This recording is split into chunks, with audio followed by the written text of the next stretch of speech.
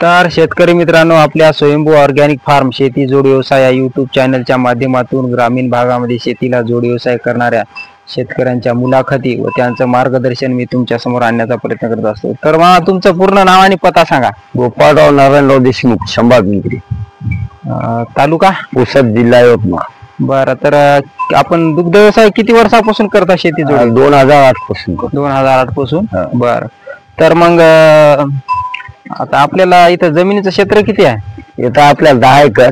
बर, तर मग आता हे आपल्याकडे 2 म्हशी आता हे दूध देतात का गाभण आहे? हे दोन्ही गाभण आहेत, दोन्ही दूध देते. बर, तर ही जी म्हैस आहे ही घरची आहे का विकत आणलेली? हे विकत आणलेली आहे. कितीला आणली बरं?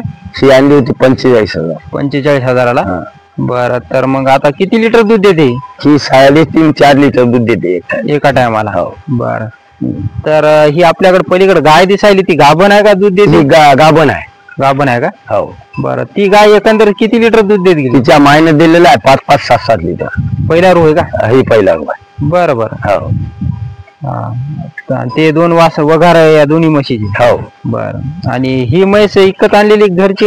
विकत आणलेली आहे. विकत आणलेली आहे का? ही आणली 85,000ला. 85,000ला. हा. कधी आणली? तिला झालं 2 वर्ष झाली. बरं बरं. तर आता दूध देते का? दूध ही दूध देते 5.5-6 लिटर एका टाइमला. बरं बरं. हो.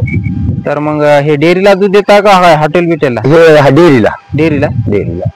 मग किती लिटर दूध जाते डेअरीला रोजचं? डेअरीला जाते सकाळचं समजा 8-9 लिटर जाते, बाकीचं घरून विकलेलं. बरं, आणि मग काय फॅट लागते? याची फॅट लागते 55, 58, 48. बर, मग एकंदरीत 12 महिने दूध राहते तुमच्या इथे काय? नाही, 7 महिने दूध कंटिन्यू देते. बर, आणि 3-4 महिने एक टाइम देते. बर बर. एक टाइम देते का? हो. बर, धना गेली की एक टाइम देते. आणि मग हप्ता किती येते तुम्हाला 10 दिवसाला? याचा हप्ता येते समजा 12-11 हजार दुधावर आहे ते. हो ना, दुधाला फॅट लागला तर कमी जास्त होत राहते. दुधावर फॅट कमी जास्त कवा 10 येते. हप्त्याला म्हणलं तर 7-8 हजार रुपये हप्ता येते. बरं बरं. हप्ता म्हणलं हप्ता 8 दिवसाचा हप्ता म्हणलं 7-8 हजार रुपये येते. बरं, आणि शेती सांभाळत? हो. आणि शेतीमध्ये ऊस वीस आहे का तुमच्या? हो, ऊस आहे, हरभरा आहे, गहू आहे. बरं, सगळं तुम्ही एकटे पाहता? हो. बरं बरं. आणि मग याला ढेप वगैरे ठेवता का? एक टाइम. एक टाइम, सकाळ की संध्याकाळ? हिला मोठीला 2 किलो, हिला 1 किलो. 1 किलो. हो. बरं, आणि मग त्या वगैरेची कशी सोय करतात? त्याला ढेप? नाही, त्याला काही नाही, नुसतं लावा खाते. बरं बरं. आणि म्हणजे एकंदरीत ढेपावर किती खर्च होत असेल हप्त्याला? ढेपीवर समजा होते 2,000. तिचे भाव कमी जास्त होते ना. हो हो.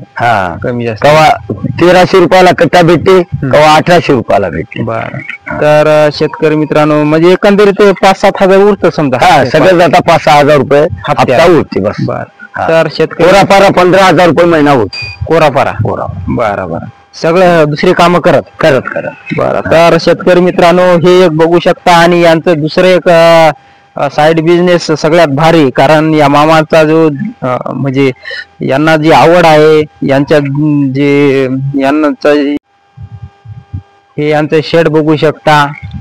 तर या शेडला किती खर्च आला? याला त्यावेळेस 2.5 लाख रुपये. 2.5 लाख रुपये.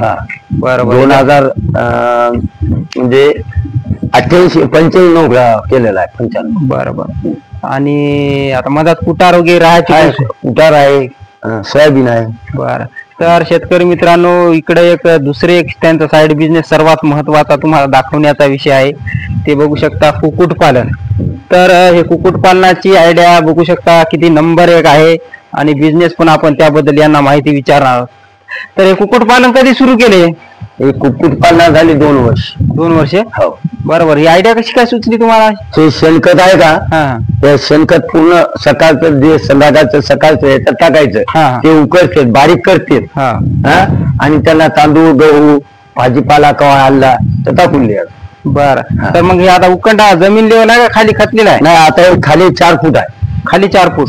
बरं, तर बघू शकता शेतकरी मित्रांनो, किती नंबर 1 केलेला आहे. मग जाळी लावलेली आहे. याच्यात मुंगूस वगैरे काहीच जात नाही.